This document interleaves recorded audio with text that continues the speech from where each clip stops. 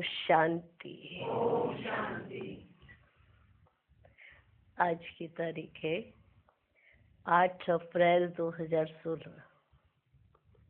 बाबा कहते मीठे बच्चे, जब भी समय मिले तो एकांत में बैठ सच्चे माशूक को याद करो। माशूक कौन है? शिव बाबा। और आप सब कौन हो? आशिक हो ना? आशिक। जब भी समय मिले तो एकांत में बैठ, क्योंकि एक तो चलते फिरते याद करना है माशूक को, पर अगर समय मिल रहा है, दिख रहा है कि मेरे पास अभी समय है, तो बैठ जाना चाहिए ना, है ना?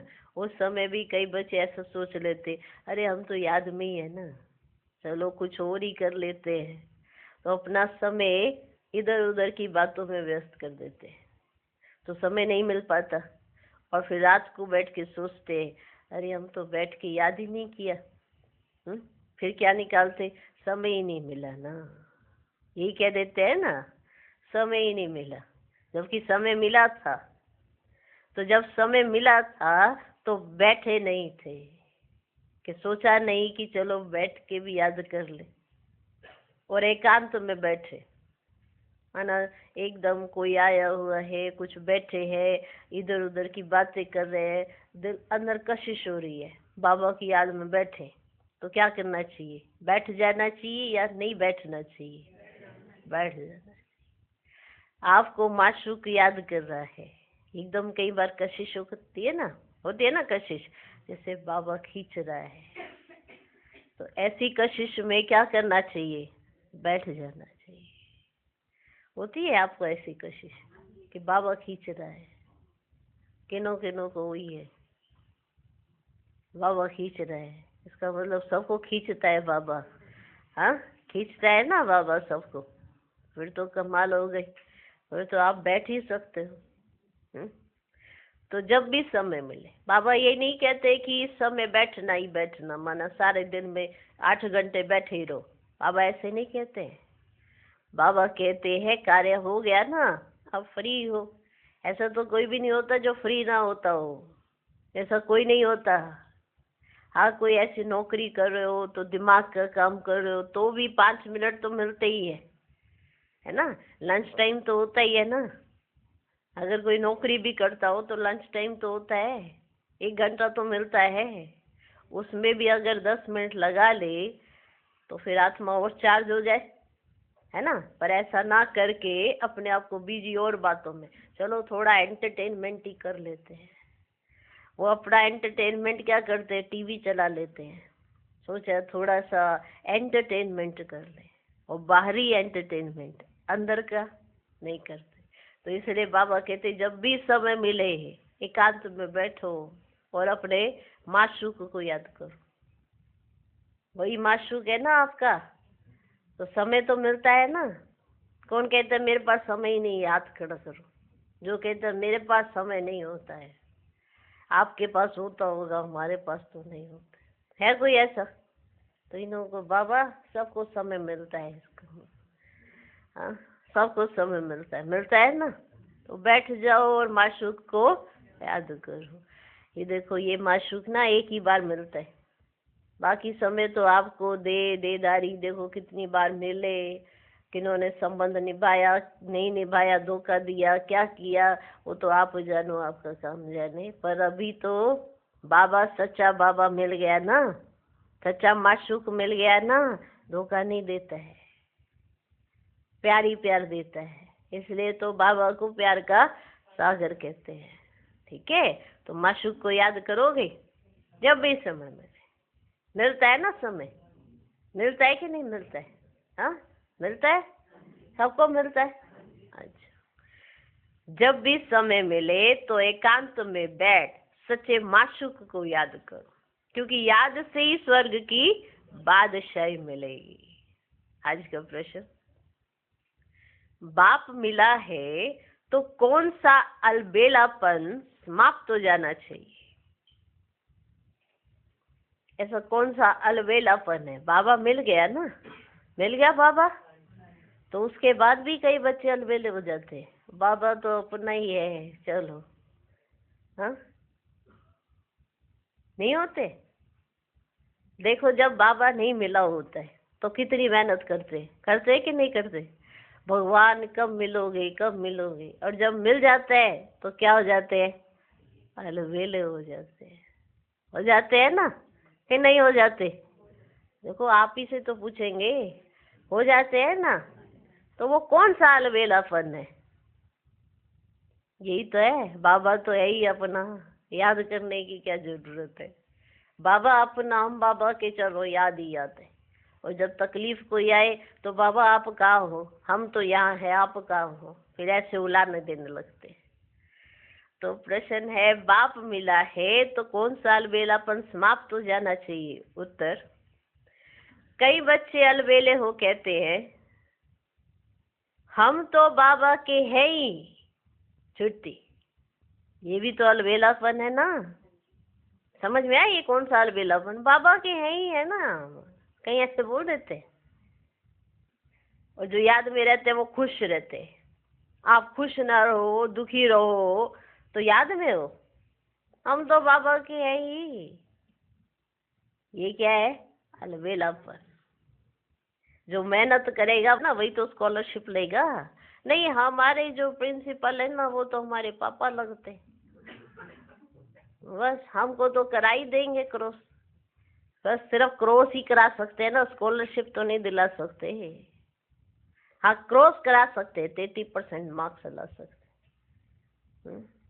हाईएस्ट मार्क्स तो नहीं दिलवा सकते ना, क्योंकि अगर वो पढ़े तो हाईएस्ट मार्क्स भी आ जाए। अब वो ये कहे हमारे पापा तो प्रिंसिपल है, कोई फर्क ही नहीं है, तो जब दूसरा कोई प्रिंसिपल आएगा ना तो पता पड़ेगा, फिर नंबर आएंगे 0। इसलिए बाबा भी कई बार कह देते हैं। मेरे साथ एक दूसरा भी बैठा है, वो कौन है, धर्मराज। वो किसी का पापा नहीं है, वो किसी का पापा नहीं है जो तुमको ग्रेस मार्क्स दे देगा। हाँ, मेरे साथ कौन बैठा है, धर्मराज। तो कई बच्चे ऐसे अलबेले होते हैं, कई बच्चे अलबेले हो कहते हैं हम तो बाबा के हैं, याद की मेहनत नहीं करते, घड़ी घड़ी याद भूल जाती है। यही है अलबेलापन।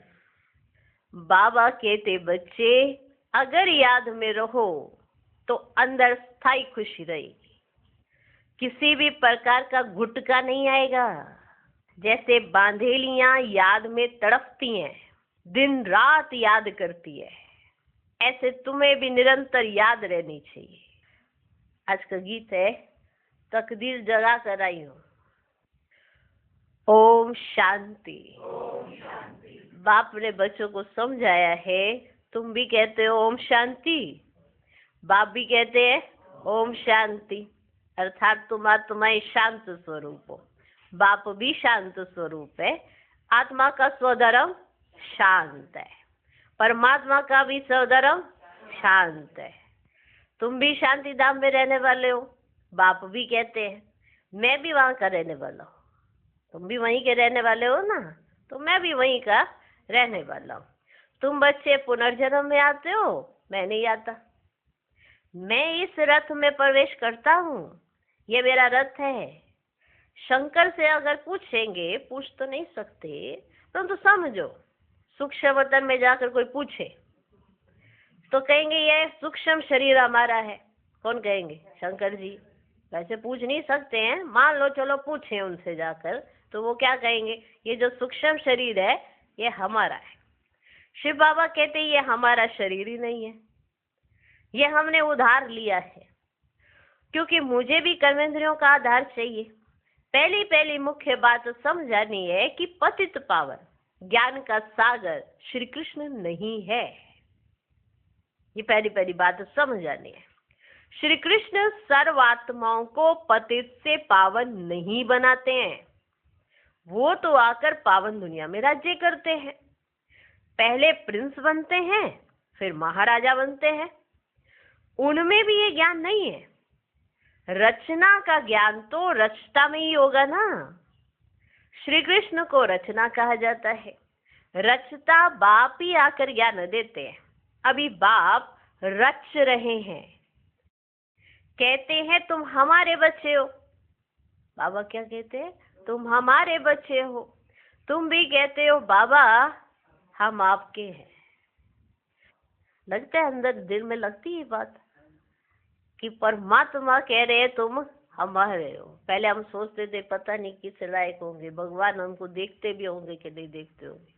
आज भगवान डायरेक्ट कहते तुम हमारे बच्चे हो। और आप भी कहते हो बाबा हम आपके हैं, आप हमारे हो।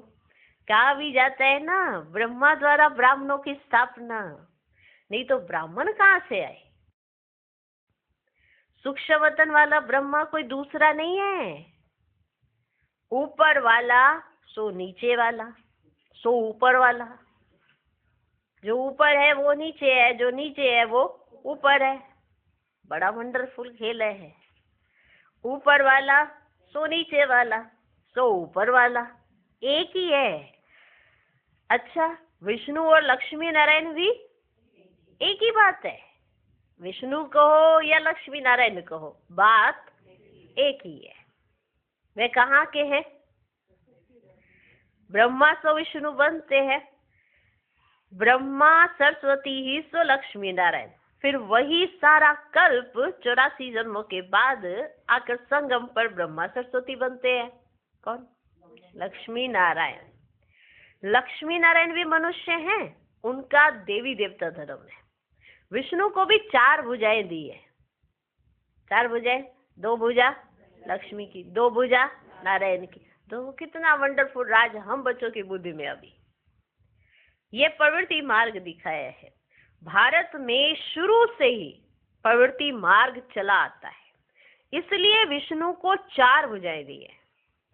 यहाँ है ब्रह्मा सरस्वती। वह सरस्वती अडॉप्टेड बच्ची है।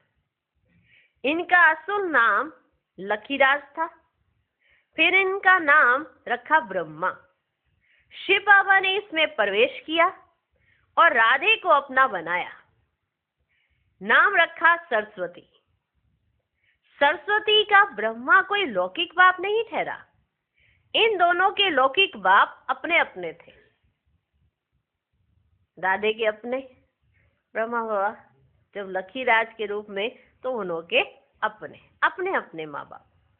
वही अभी वह नहीं है, अभी वह नहीं है। ये शिव बाबा ने ब्रह्मा द्वारा अडॉप्ट किया है। तुम हो अडॉप्टेड चिल्ड्रन। आप भी बच्चे हो ना, अब बच्चे तो हो, शिव बाबा के बच्चे तो है, लेकिन अभी एडॉप्टेड बच्चे। तो अभी हो गए ना ब्रह्मा बाबा की भी संतान, क्योंकि अभी क्या है? एडॉप्टेड। ब्रह्मा भी शिव बाबा का बच्चा है। ब्रह्मा के मुख कमल से रचते हैं, इसलिए ब्रह्मा को भी माता कहा जाता है। ठीक, ब्रह्मा को भी माता कहा जाता है क्योंकि उनके मुख कमल से बच्चों को रचा जाता है। तो माता पिता हम बालक तेरे, तुम्हारी कृपा से सुख गनेरे, गाते हैं ना। तुम ब्राह्मण आकर बालक बने हो। इसमें समझने की बुद्धि बड़ी अच्छी चाहिए कि ये कैसे है, विष्णु का अर्थ क्या है, लक्ष्मी नारायण का अर्थ क्या है, इन दोनों का कॉम्बिनेशन क्या है, प्रवृत्ति मार्ग का क्या अर्थ है, लक्ष्मी नारायण से ब्रह्मा सरस्वती का क्या अर्थ है। इसके लिए बहुत अच्छी बुद्धि चाहिए। इसमें समझने की बुद्धि बड़ी अच्छी चाहिए। तुम बच्चे शिव बाबा से वर्षा लेते हो। ब्रह्मा कोई स्वर्ग का रचयिता व ज्ञान सागर नहीं है। ज्ञान का सागर एक ही बाप है। आत्मा का बाप ही ज्ञान का सागर है।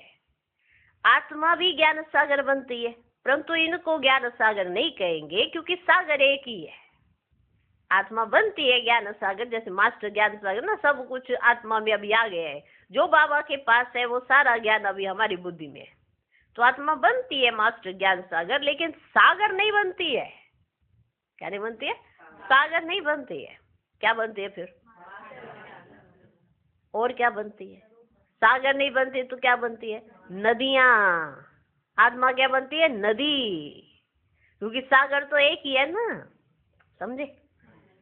सागर शिव बाबा और हम सब क्या है? नदियां। आत्मा का बाप ही ज्ञान का सागर है। आत्मा भी ज्ञान सागर बनती है, परंतु इनको ज्ञान सागर नहीं कहेंगे, क्योंकि सागर एक ही है। तुम सब नदियां हो। क्या हो? नदियां। सारी नदियां मिलके कहा जाती हैं? सागर में, है ना। इसीलिए तो हम सब आत्माएं किसकी तरफ खींचती है? परमात्मा की तरफ, क्योंकि सागर एक ही है। नदी मिलती है जाके सागर में। तुम सब क्या हो? नदियां हो। सागर को अपना शरीर नहीं है। सागर को अपना शरीर नहीं है, नदियों को है। आप सब नदियां हो ना, समझ तो मैं नदी हूँ, मिलना है ना सागर से। तो सागर कौन है? शिव बाबा। और आप आत्मा क्या हो? नदी। नदी समझ आ गया? तुम हो ज्ञान नदियां। कलकत्ता में ब्रह्मपुत्रा नदी बहुत बड़ी है, क्योंकि उनका सागर से कनेक्शन है। समझ में आया? इसीलिए कलकत्ता में ब्रह्मपुत्रा नदी जो है वो बहुत बड़ी है, क्योंकि उसका डायरेक्ट कनेक्शन जो है सागर के साथ है। सागर कौन? शिव बाबा। और ब्रह्मपुत्रा नदी कौन? ब्रह्मा बाबा। दोनों का बहुत जबरदस्त क्या है? कनेक्शन है। इसलिए ब्रह्मपुत्रा नदी बहुत बड़ी है। उनका मेला बहुत बड़ा लगता है। यहाँ भी मेला लगता है। सागर और ब्रह्मपुत्रा दोनों कंबाइंड है। देखा? बाप और दादा दोनों क्या है? कंबाइंड है। सागर शिव बाबा, ब्रह्मपुत्रा नदी ब्रह्मा बाबा, दोनों कंबाइंड है। यह है चैतन्य, वह है जड़। वह नदी क्या है? जड़ है ना, और चैतन्य देखो बैठे। ये बातें बाप समझाते हैं, शास्त्रों में नहीं है। शास्त्र है भक्ति मार्ग की डिपार्टमेंट। यह है ज्ञान मार्ग, यह है भक्ति मार्ग। आधा कल्प भक्ति मार्ग की डिपार्टमेंट चली है, उसमें ज्ञान सागर है नहीं। ज्ञान सागर कौन? शिव बाबा।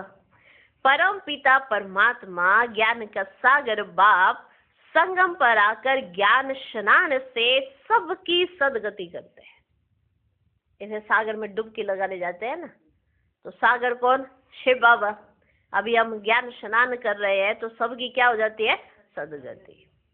तुम जानते हो कि हम बेहद के बाप से स्वर्ग के सुखों की तकदीर बना रहे हैं। बरोबर हम सतयुग त्रेता में पूज्य देवी देवता थे, अभी हम पुजारी मनुष्य हैं। फिर मनुष्य से तुम देवता बनते हो। ब्राह्मण सो देवता धर्म में आए, फिर क्षत्रिय वैश्य शूद्र बने। 84 जन्म लेते लेते नीचे उतरना पड़ा है। ये भी तुमको बाप ने ही बताया है ना कि तुमने 84 जन्म लिए, और कैसे तुम नीचे उतरे? किसने बताया? बाबा ने ही तो बताया है ना। तुम अपने जन्मों को नहीं जानते थे।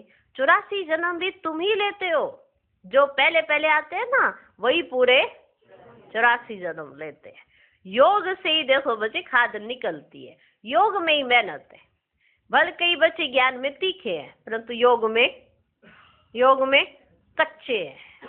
योग में कच्चे हैं। बांधेलियां योग में छुटेलियों से भी अच्छी है। छुटेली समझ आया? जिनके ऊपर कोई बंधन नहीं होता है, जो निर्बंधन होते हैं वो है छुटेलियां, और जिनके ऊपर बंधन होते हैं वो है बांधेलियां। तो बांधेलियां योग में छुटेलियों से भी अच्छी हैं। वह तो शिव बाबा से मिलने के लिए रात दिन तड़पती है। तुम मिले हो, तुमको कहा जाता है ना याद करो, तो तुम घड़ी घड़ी भूल जाते हो। तुम मिले हो ना अभी, फिर तुम घड़ी घड़ी भूल जाते हो। तुमको तूफान बहुत आते हैं, वे याद में तड़पती है, तो तुम तूफान में। तड़प तो दोनों की है। वो याद में तड़प रही है, कब जाएंगे, कब मिलेंगे, कब जाएंगे, कब मिले। और ये मिले हुए हैं तो ये तूफान में तड़पते। तूफान में ही तड़पते हैं ना। बाबा क्या करे ये है, बाबा क्या करे ये है, ये तूफान ही तो है ना, और है क्या? और वो कहती है कि बाबा हम कब यहाँ से छूटे और बाबा आपसे मिले। वो मिलने के लिए तड़पती है। ये तूफानों में ही तड़पे जा रहे। कौन?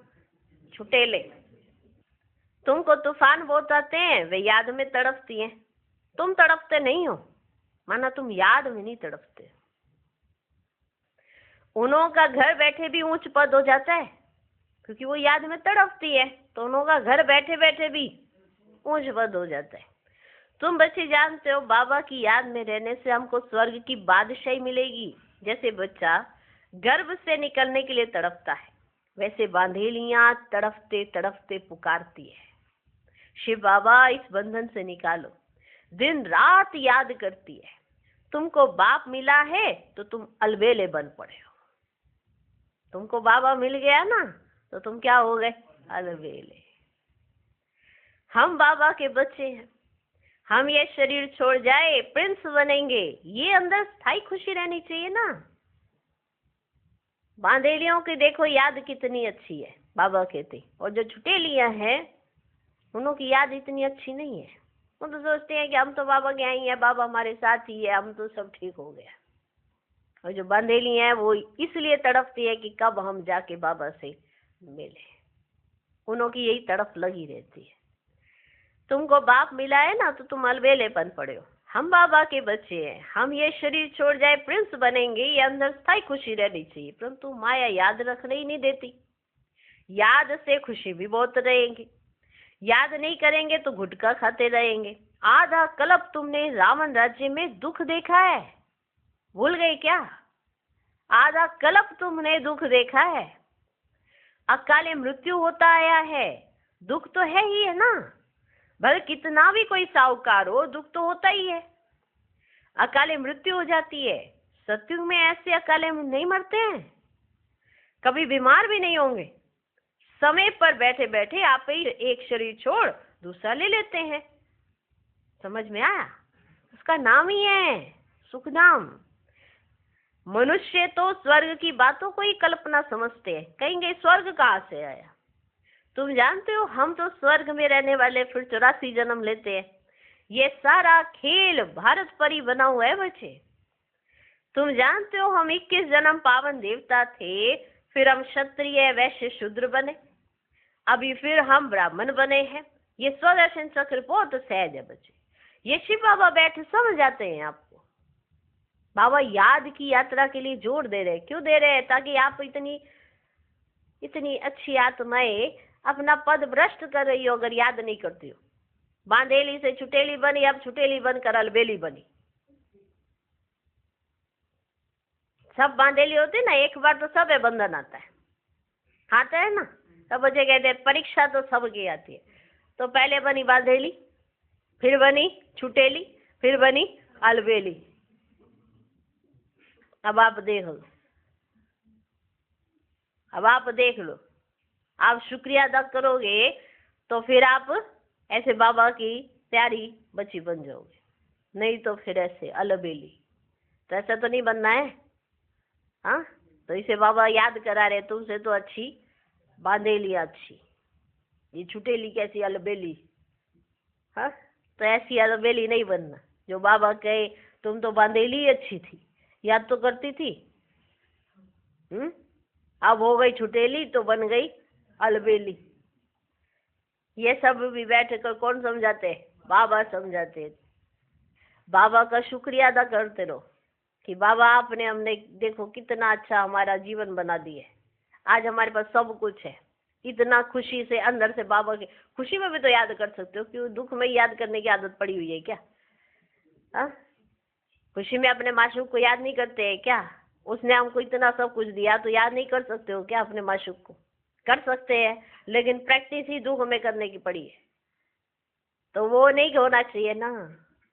बाबा की याद आनी चाहिए ना, कशिश होनी चाहिए ना। उसने कितना सुंदर और कितना पावन जीवन बना दिया हमारा। पहले कैसे थे? पतित थे, कैसे हो गए थे, कैसे खड्डे में गिरे पड़े थे। बाबा ने उठाया, गोद में बिठाया, पूरा श्रृंगार किया। तो श्रृंगार करते हुए माशूक का शुक्रिया तो करना चाहिए ना। हमारा श्रृंगार कर रहा है माशूक हमारा, तो कितना दिल से निकलना चाहिए ना कि बाबा आपने मुझे अपना बना लिया और बांधेली से मुझे छुटेली बना दिया। तो छुटेली शुक्रिया अदा करती रहे तो कभी अलबेली नहीं होगी। ठीक है? तुम जानते हो शिव बाबा ब्रह्मा के रथ में आया है। जो ब्रह्मा है वही सत्ययुग आदि में श्री कृष्ण था। 84 जन्म ले पतित बने हैं, तो इनमें बाप ने प्रवेश कर एडॉप्ट किया है। खुद कहते हैं मैंने इस तन का आधार ले तुमको अपना बनाया है। फिर तुमको स्वर्ग की राजधानी का लायक बनाता हूँ। जो लायक बनेंगे वही राजाई में आएंगे। इसमें मैनर्स अच्छे चाहिए। तो हमें ये प्रत्यक्ष करना है कि हमको अच्छा बनाने वाला कौन है। तो ऐसे अच्छे मैनर्स हमें दिखाने पड़ेंगे ना कि हमें किसने इतना अच्छा बना दिया, कौन है हमको ऐसा लायक बना रहा है, तभी तो बाबा की प्रत्यक्षता होगी ना। तो मैनर्स बड़े अच्छे चाहिए। मुख्य है ही बच्चे पवित्रता। इस पर अबलाओं पर अत्याचार होते हैं। कहाँ कहाँ पुरुषों पर भी अत्याचार होते हैं। विकार के लिए एक दो को तंग करते हैं। माना ऐसा नहीं कि माताओं बहनों पर ही अत्याचार होते हैं, पुरुषों पे भी होते हैं। हाँ, अगर कोई ऐसी स्त्री निकल पड़े तो खाना ही नहीं देती है और पुरुष को बनाना ना आता हो तो हो गए ना उसके ऊपर कितने अत्याचार। अब माताओं के साथ ऐसा होता है, उसमें तो पुरुष का कोई पार्टी नहीं है, खाना तो मिल जाता है। भले बाहर बंधन डाल देंगे कि बाहर नहीं निकलना, पर खाना तो मिलेगा। अगर कई स्त्री ऐसी आ जाए हाँ जो अत्याचार करे तो खाना ही ना दे तो क्या करे। हाँ, तो ऐसा नहीं है कि माताओं पर ही होते हैं। बाबा कहते पुरुषों पर भी अत्याचार होते हैं। विकार के लिए एक दो को तंग करते हैं। यहाँ माताएं बहुत होने के कारण शक्ति सेना नाम गाया हुआ है, वंदे मातरम। अभी तुम ज्ञान चिता पर बैठे हो, काम चिता से उतर घोड़े बनने के लिए द्वापर से लेकर काम चिता पर बैठे हो। एक दो को विकार देने का हथियाला विकारी ब्राह्मण बांधते हैं। तुम हो निर्विकारी ब्राह्मण। ब्राह्मण भी आपको देखो किसने बनाया, खुद भगवान ने आपको क्या बनाया, ब्राह्मण। ब्रह्मा बाबा के द्वारा आप क्या बने, ब्राह्मण। हर बात का अर्थ बाबा आपको समझाते हैं। वहां पर ब्राह्मण मानव दूसरे विकारी हथियाला बंधवाते हैं। तुम वह कैंसल कराए, अब कौन सी चिता पर बैठे हो, ज्ञान चिता पर बैठती हो। हाँ, और बिठाते भी हो। काम चिता से काले बने, ज्ञान चिता से गोरे बन जाएंगे। बाप कहते हैं भल इकट्ठे रहो, परंतु प्रतिज्ञा करनी है हम विकार में नहीं जाएंगे। इसलिए बाबा अंगूठी भी पहनाते हैं। वो ब्राह्मण हथियाला बंधवाते हैं ना, ये बाबा अंगूठी पहना देते हैं कि ये मेरी है। शिव बाबा, बाबा भी है, साजन भी है, सभी सीताओं का राम है, वही पति तो पावन है। बाकी रघुपति राघव राजा राम की बात ही नहीं है। उसने संगम पर ही ये प्रारब्ध पाई थी। उनको हिंसक बाण दिखाना रोंग है, चित्र में भी नहीं देना चाहिए। सिर्फ लिखना है चंद्रवंशी, बच्चों को समझाना चाहिए, क्योंकि ऐसा तो है नहीं कि वह राम राज्य में वो बाण की जरूरत पड़े। तो इसलिए बाबा कह रहे हैं कि चित्र में भी राम को वो बाण नहीं दिखाने चाहिए वैसे, लेकिन कंट्रास्ट करने के लिए वो दिखा दिया है। उसका अर्थ तो अभी तुम्हें ही समझ में आया है। चित्र में भी नहीं देना चाहिए, सिर्फ लिखना है चंद्रवंशी। बच्चों को समझाना चाहिए। शिव बाबा इस द्वारा हमको ये चक्र का राज समझा रहे हैं। सत्यनारायण की कथा होती है ना, होती है ना, वह मनुष्यों की बनाई हुई कथा। नर से नारायण तो कोई बनते ही नहीं है। सत्यनारायण की कथा का अर्थ ही है नर से नारायण बनना। ये अर्थ है सत्यनारायण की कथा का। वो सुनी तो नर बन गए नारायण, नारी बन गई लक्ष्मी, पर कोई बना ही नहीं। आज दिन तक कथा चले आ रही, कोई बना ही नहीं। अमर कथा भी सुनाते हैं, परंतु अमरपुरी में तो कोई जाते ही नहीं। मृत्यु लोक 2500 वर्ष चलता है। तिजरी की कथा माताएं सुनती है ना। कौन सी? तिजरी की कथा। अब वास्तव में यह है तीसरा ज्ञान का नेत्र देने की कथा। अब तीनों कथाएं बाबा ने, सत्यनारायण की कथा, अमर कथा। सत्यनारायण की कथा से कोई नर से नारायण ही नहीं बना, अमर कथा से कोई अमरपुरी में ही नहीं गया, और तिजरी की कथा से किसी का तीसरा नेत्र ही नहीं खुला। आखिरकार कथा कहाँ है ना? ऐसे पूछना चाहिए। बाबा देखो खुद ही पूछ कर और बताते हैं कि तुमने जाकर फिर कैसे पूछना। कितना वंडरफुल बाबा है। हमको ज्यादा मेहनत ही नहीं करनी, पका पकाया मिल रहा है। हाँ, आजकल वैसे भी इंस्टेंट का जमाना है, डालो उबालो और खा लो। पहले बाबा कहते थे और कहते थे सोच के बताना। क्या कहा है बाबा ने? बाबा पहले ऐसे देते थे कि बाबा टॉपिक दे देते थे, बाबा बच्चों को कहते थे अब सोच के बताना। हमको तो पका पकाया माल मिल रहा है। डायरी में लिखो, पढ़ लो, तुम्हारा हो गया इंस्टेंट।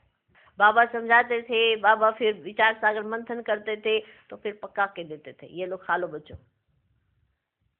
माँ है ना ब्रह्मा बाबा, तो ब्रह्मा बाबा विचार सागर मंथन करते थे, तो पका के बच्चों को देते थे, खा लो। समझ में आया? तो कथाओं में कथा नहीं है, ऐसे आप पूछ सकते हो कि इसका क्या अर्थ है, इसका क्या अर्थ है, सत्यनारायण की कथा का क्या अर्थ है, अमर कथा का क्या अर्थ है, तिजड़ी की कथा का क्या अर्थ है। बाबा सब बातें समझाते हैं। मैं इस शरीर द्वारा अब देवता बनती हूँ, मेरे में ही संस्कार हैं। इस तरह से आप ज्ञान जब सुनाने लगोगे ना, तो उन्हें बताना कि तिजड़ी की कथा का अर्थ क्या है। जैसे बात आती है तिजड़ी की कथा, माताएं सुनती हैं, वास्तव में यह है तीसरा ज्ञान का नेत्र देने की कथा। अभी ज्ञान का तीसरा नेत्र आत्मा को मिला है, तो आत्म अभिमानी बनना है। मिला है कि नहीं? तीसरा नेत्र मिल गया। कहाँ है आपका तीसरा नेत्र? तो इसलिए ये तीसरा नेत्र खुला हुआ होना चाहिए, जिससे बाप को पहचान सके। तो समझ में आया? अभी ज्ञान का तीसरा नेत्र आत्मा को मिला है, तो सब आत्म अभिमानी बनना है। मैं इस शरीर द्वारा अब देवता बनती हूँ, मेरे में ही संस्कार है। मनुष्य सब देह अभिमानी है, बाप आकर देही अभिमानी बनाते हैं। लोग फिर कह देते आत्मा परमात्मा एक है, परमात्मा ने ये सब रूप धारण किए हैं। बाप कहते ये सब रोंग है।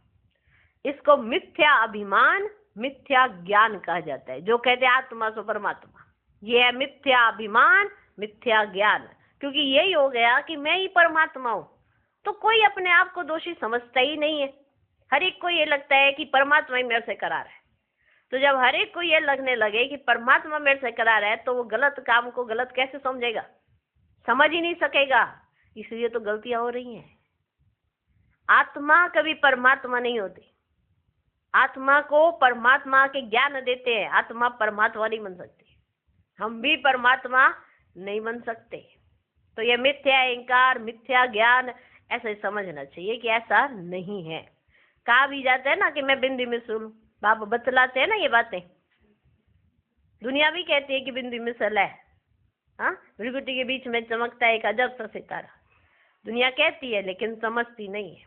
तो बाप बतलाते हैं कि मैं बिंदी मिसल हूँ। तुम भी नहीं जानते थे, यह भी नहीं जानते थे। यही बाप समझाते, इसमें संशय नहीं आना चाहिए। इसमें कोई संशय की बात है क्या? कोई डाउट उठने की बात है क्या? नहीं, इसमें कोई संशय नहीं आना चाहिए, निश्चय होना चाहिए। बाबा जरूर सत्य ही बोलते हैं, संशय बुद्धि विनश्यंति। बाबा ही तो है ना जो सत्य बोलते हैं, बाकी तो सब झूठी बोलते हैं। बाबा ही है जो सच बोलते हैं। हाँ हाँ, तो निश्चय तो हाथ खड़ा करो। आ सकता है क्या संशय? कभी नहीं आ सकता। बाबा जरूर सत्य ही बोलते, संशय बुद्धि विनश्यंति। वे पूरा वर्षा नहीं पाएंगे जो संशय में जाएंगे। आत्म अभिमानी बनने में बच्चे मेहनत है।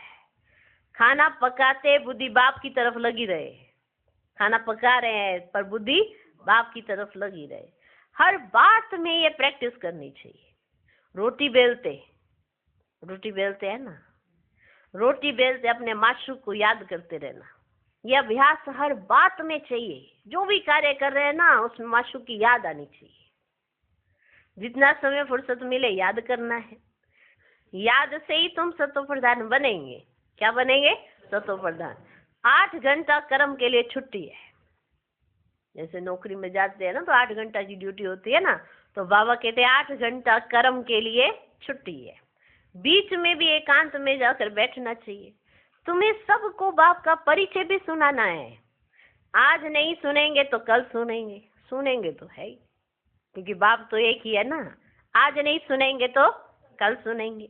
बाप स्वर्ग स्थापन करते हैं, हम स्वर्ग में थे, अभी फिर नरकवासी हुए, अब फिर बाप से वर्षा मिलना चाहिए। बच्चे भारतवासियों को तो बाप समझाते हैं ना। समझ में आया? आप भारतवासी हो, नशा चढ़ता है इस बात का। भारतवासी हो आप, हाँ, जहाँ भगवान आता है। भारतवासियों को ये समझाते, बाप आते भी भारत में ही है। देखो तुम्हारे पास मुसलमान लोग भी आते हैं, वो भी सेंटर संभालते हैं, कहते हैं शिव बाबा को याद करो। सिख भी आते हैं, क्रिश्चियन भी आते हैं, आगे चलकर बहुत आएंगे। ये ज्ञान सबके लिए, क्योंकि ये है ही सहज याद और सहज वर्षा बाप का। परंतु पवित्र तो जरूर बनना पड़े, पवित्र तो जरूर बनना पड़ेगा। दे दान तो छूटे ग्रहण। अभी भारत पर राहु का ग्रहण है। किसका? राहु का। किसका ग्रहण है? राहु का। फिर बृहस्पति की दशा शुरू होगी 21 जन्मों के लिए। पहले होती है बृहस्पति की दशा, फिर शुक्र की दशा। पहले होती है बृहस्पति की दशा, फिर शुक्र की दशा। सूर्यवंशियों पर है बृहस्पति की दशा, चंद्रवंशियों पर है शुक्र की दशा। फिर दशा कमती होती जाती है। सबसे खराब है, देखो सबको पता है, सबसे खराब है राहु की दशा। बृहस्पति कोई गुरु नहीं होता है, ये दशा है वृक्षपति की। वृक्षपति बाप आते हैं तो बृहस्पति और शुक्र की दशा होती है।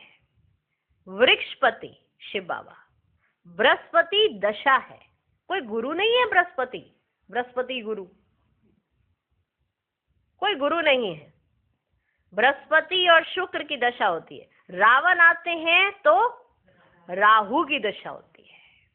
जब रावण आते हैं, तुम बच्चों पर अभी बृहस्पति की दशा बैठी है। सिर्फ वृक्षपति को याद करो, पवित्र बनो, बस। अच्छा, मीठे मीठे सिकी लधे बच्चों प्रति माता पिता बाप दादा का याद प्यार और गुड मॉर्निंग। रूहानी बाप की रूहानी बच्चों को नमस्ते। हम रूहानी बच्चों की भी रूहानी बाप को नमस्ते नमस्ते नमस्ते। Good morning good morning good morning. धारणा के लिए मुख्य सार। पहला पॉइंट, हर कार्य करते हुए आत्माभिमानी बनने की प्रैक्टिस करनी है। देह का अहंकार समाप्त हो जाए, इसके लिए ही मेहनत करनी है। दूसरा पॉइंट, सत्युगी राजाई के लायक बनने के लिए अपने मैनर्स रॉयल बनाने हैं। पवित्रता ही सबसे ऊंची चलन है। पवित्र बनने से ही पवित्र दुनिया के मालिक बनेंगे। आज का वरदान, त्रिकालदर्शी स्थिति द्वारा माया के वार से सेफ रहने वाले अतीन्द्रिय सुख के अधिकारी भव। संगम युग का विशेष वरदान व ब्राह्मण जीवन की विशेषता है अतीन्द्रिय सुख। यह अनुभव और किसी भी युग में नहीं होता, लेकिन इस सुख की अनुभूति के लिए त्रिकालदर्शी स्थिति द्वारा माया के वार से सेफ रहो। अगर बार बार माया का वार होता रहेगा तो चाहते हुए भी अतीन्द्रिय सुख का अनुभव कर नहीं पाएंगे। जो अतीन्द्रिय सुख का अनुभव कर लेते हैं, उन्हें इंद्रियों का सुख आकर्षित कर ही नहीं सकता। नॉलेजफुल होने के कारण उनके सामने वह तुच्छ दिखाई देगा। आज का स्लोगन, कर्म और मनसा दोनों सेवा का बैलेंस हो तो शक्तिशाली वायुमंडल बना सकेंगे। ओम शांति।